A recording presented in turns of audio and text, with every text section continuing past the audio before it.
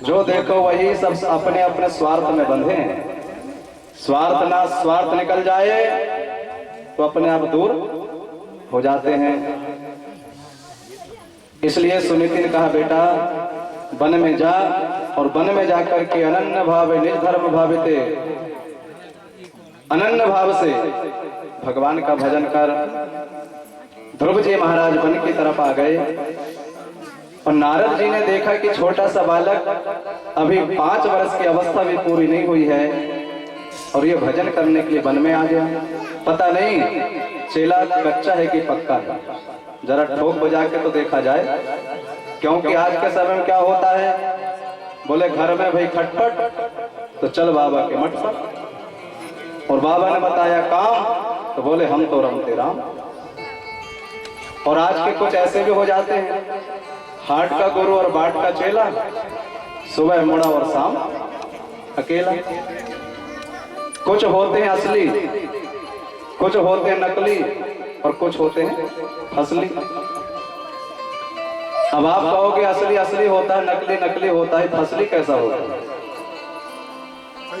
तो फसल तो आप लोगों ने देखा है, फसल समय से आती और कट जाती है। ऐसे ही होते हैं फसलें। कुछ लोग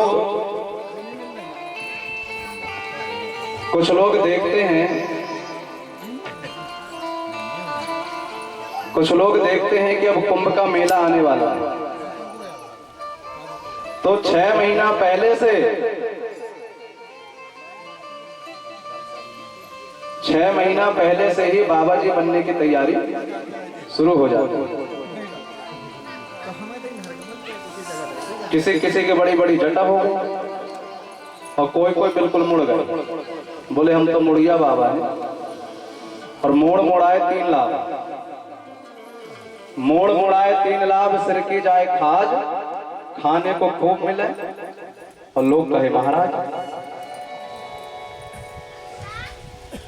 इसलिए नारद जी ने सोचा इसे ठोक बजा के तो देख लें कच्चा है कि पक्का है। नारद जी ने कहा, बेटा ध्रुव मैं समझ गया, क्षत्रिय है ना, अहो तेज क्षत्रियाणाम मान भंगम रसताम। थोड़ा सा तूने अपमान नहीं सह सका? सच्चे योद्धा सच्चे क्षत्रिय अपमान नहीं सह सकते हैं, जिनको सुनने की ताब नहीं वो चुप कैसे रह सकते हैं। बेटा ध्रुव आखिर अभी तेरी उम्र है ही क्या? लक्ष्यामय कुमार से सत्तस्य क्रीडनादिषु, अभी तेरी उम्र है खेलने की, मैं तेरे माता पिता को समझा दूंगा। बेटा ध्रुव बड़े बड़े ऋषि मुनि हो गए, पूरा जीवन उनका निकल गया, मुनिया पद्म यस्य निसंगिनो रुज जन्म भी, लेकिन उनको भगवान का दर्शन नहीं हुआ। ध्रुव जी ने कहा, महाराज आप बहुत बढ़िया बढ़िया बात कह रहे हैं, लेकिन मैं क्या करूं, मेरा हृदय चलनी बन गया। चलनी लेकर के कोई दूध बैठने के लिए, दूध दोहने के लिए बैठेंगे तो क्या होगा, सारा दूध बह जाएगा। ध्रुव जी ने कहा, महाराज आपकी बातें भी मेरे हृदय से बह गई। मेरा एक ही उद्देश्य है, मैं वन में जाऊंगा और जब तक भगवान की प्राप्ति नहीं हो जाएगी मैं लौट करके वापस नहीं आऊंगा। अभी जो नारद जी कह रहे थे कि बेटा लौट के घर चला जा, अब वही नारद जी कहने लगे, बेटा ध्रुव ऐसी क्या वस्तु है जो भगवान के चरणों की सेवा करने के बाद में व्यक्ति को नहीं मिल जाती? अर्थ धर्म काम मोक्षाख्यम यह इच्छेच्छ्रे आत्मनः एक एव हरिस्तत्र कारणम पाद सेवनम। एकमात्र भगवान के चरणों की सेवा करने वाले को अर्थ मिल जाता है, धर्म मिल जाता है, काम मिल जाता है, और इसे संसार में रहते हुए उस व्यक्ति को मोक्ष की भी प्राप्ति हो जाती है, जो एकमात्र भगवान के चरणों की सेवा करता है। एक बार जब हम बहुत छोटे थे और गुरुजी ने किसी काम से कहीं दूर पहुंचाया, ट्रेन में बैठे, इतने वो आ गया, कहा टिकट दिखाओ। अब टिकट तो थी नहीं, तो ऐसी जगह में उतारा जहां पानी तक नहीं और कुत्तों के सिवा कोई नहीं। कुछ दिन के बाद में एक समय फिर से ट्रेन में बैठे तो एक फिर आगे कहा दिखाओ। अब पूछने लगा कुछ जानते भी हो कि ऐसे ही बने हो? तो हमने कहा सुंदर कांड जानते हैं। तो कहा सुना ना। 2-4 लाइन सुना, कहा बस बस, और हाथ पकड़ के ले गया, बढ़िया सीट में ले जाके बैठा दिया। तो कहने का मतलब है कि जो एकमात्र भगवान के चरणों की सेवा करता है उस व्यक्ति को इस संसार में ऐसा क्या है जिसकी प्राप्ति नहीं हो सकती। नारद जी महाराज ने ध्रुव जी को 12 अक्षर मंत्र प्रदान कर दिया। वह 12 अक्षर मंत्र श्री ध्रुव जी महाराज मधुवन में जाकर के जाप करने लगे। ओम नमो भगवते वासुदेवाय, ओम नमो भगवते वासुदेवाय।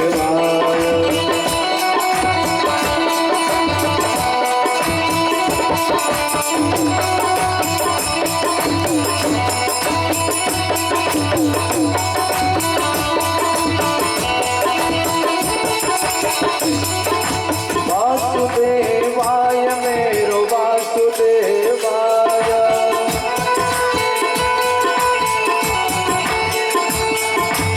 वासुदेवाय मेरो गिरवरधाराय,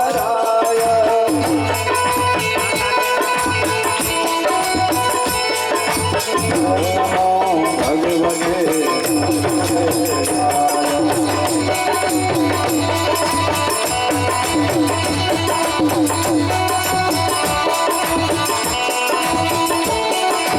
वासुदेवाय मेरो वासुदेवाय,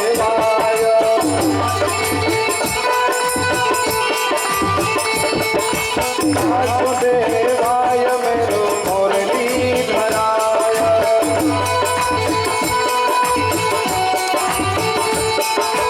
मुरलीधराय मेरो मुरलीधराय।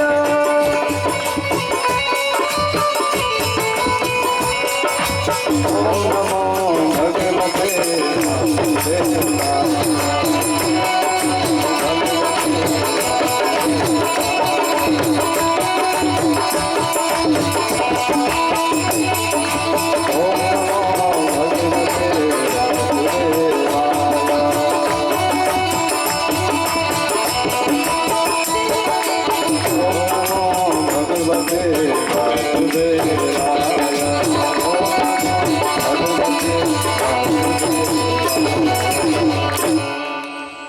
ध्रुव जी महाराज ने मंत्र का जाप प्रारंभ कर दिया। 1 माह तक ध्रुव जी महाराज ने 3-3 दिन के अंतराल में त्रिरात्रांते कपित भद्राशय 1 मास तक 3-3 दिन के अंतराल में कैद और बेर का फल खा करके रहे। दूसरे मास में उनकी तपस्या और कठिन हो गई। द्वितीयम च तथा मासम षष्ठे अर्भको दिने तृणपर्ण आदि भी 6-6 दिन के अंतराल में तृणपर्ण केवल सूखे पत्ते खा लेते। तीसरे मास में तृतीयम च नए मासम नवमे नवमे अहनी 9 दिन के अंतराल में केवल अभुभक्ष जल पी लेते हैं। चतुर्थ मास में उन्होंने जल को भी छोड़ दिया। मतलब पहले खूब खा पी करके भजन करना चाहिए, फिर धीरे धीरे भजन को बढ़ाना चाहिए और भोजन को कम करना चाहिए। अच्छा देखो, भोजन में लगी है मात्रा, भोजन में मात्रा लगी है, लेकिन भजन में कोई मात्रा है क्या? भजन बिना मात्रा का, उसमें मात्रा नहीं है। मात्रा से करो भोजन और भजन को करो बिना मात्रा से, और धीरे धीरे करके भोजन को कम करो और भजन को बढ़ाओ। लेकिन लोग भोजन को बढ़ाते हैं, क्योंकि भोजन नहीं बढ़ाएंगे तो भजन कैसे बढ़ेगा। भजन बढ़ाने के चक्कर में रहते हैं और इतना बढ़ा लेते हैं कि चलते तक नहीं बनता।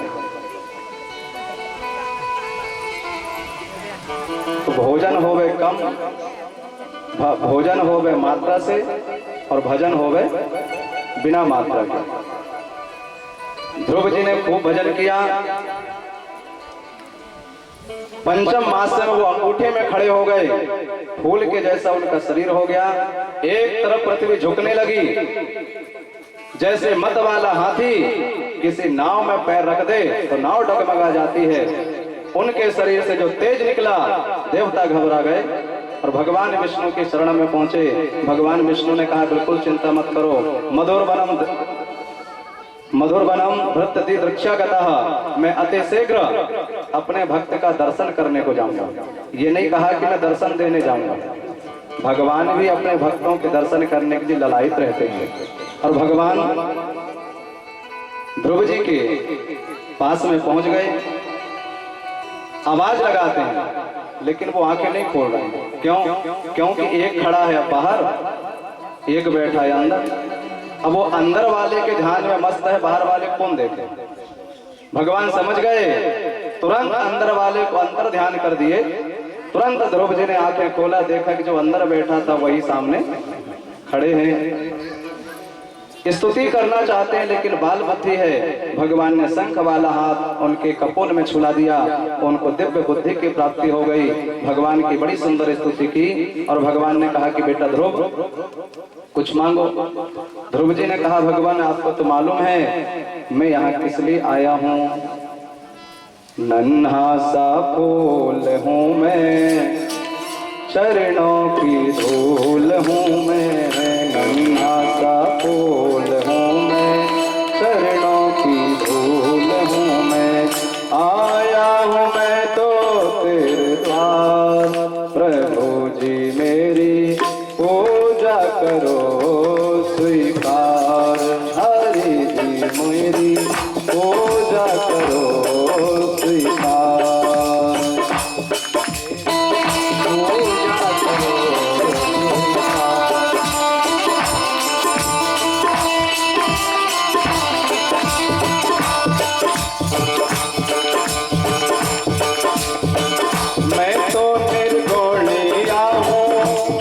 इतनी बात है मेरे जीवन की डोरी, बस तेरे हाथ है।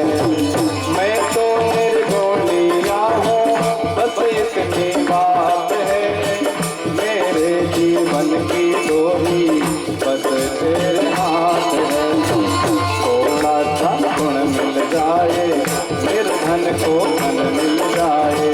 थोड़ा सा गुण मिल जाए, निर्धन को फल मिल जाए। मानो तुम्हारा उपकार, प्रभु जी मेरी पूजा करो स्वीकार। हरि जी मेरी पूजा करो स्वीकार।